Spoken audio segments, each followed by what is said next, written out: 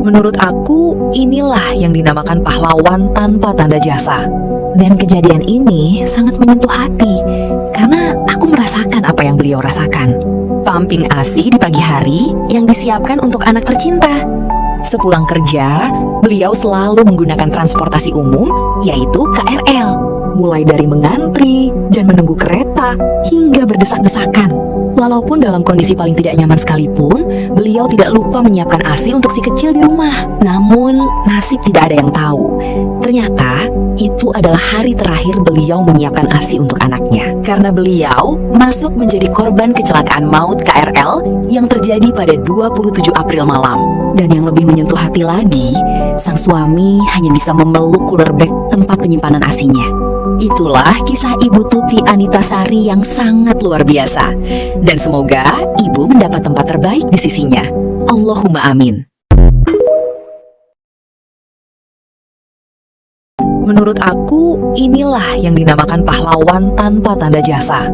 Dan kejadian ini sangat menyentuh hati, karena aku merasakan apa yang beliau rasakan. Pumping ASI di pagi hari yang disiapkan untuk anak tercinta. Sepulang kerja, beliau selalu menggunakan transportasi umum, yaitu KRL. Mulai dari mengantri dan menunggu kereta, hingga berdesak-desakan. Walaupun dalam kondisi paling tidak nyaman sekalipun, beliau tidak lupa menyiapkan ASI untuk si kecil di rumah. Namun, nasib tidak ada yang tahu. Ternyata, itu adalah hari terakhir beliau menyiapkan ASI untuk anaknya. Karena beliau masuk menjadi korban kecelakaan maut KRL yang terjadi pada 27 April malam. Dan yang lebih menyentuh hati lagi, sang suami hanya bisa memeluk cooler bag tempat penyimpanan ASI-nya. Itulah kisah Ibu Tuti Anitasari yang sangat luar biasa. Dan semoga ibu mendapat tempat terbaik di sisinya. Allahumma amin. Menurut aku, inilah yang dinamakan pahlawan tanpa tanda jasa. Dan kejadian ini sangat menyentuh hati, karena aku merasakan apa yang beliau rasakan. Pumping ASI di pagi hari yang disiapkan untuk anak tercinta.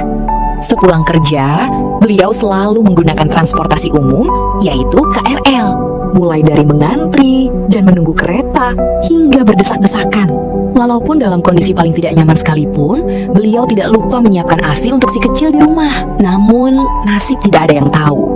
Ternyata, itu adalah hari terakhir beliau menyiapkan ASI untuk anaknya. Karena beliau masuk menjadi korban kecelakaan maut KRL yang terjadi pada 27 April malam.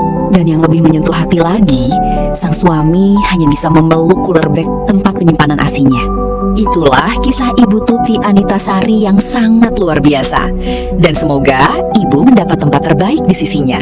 Allahumma amin.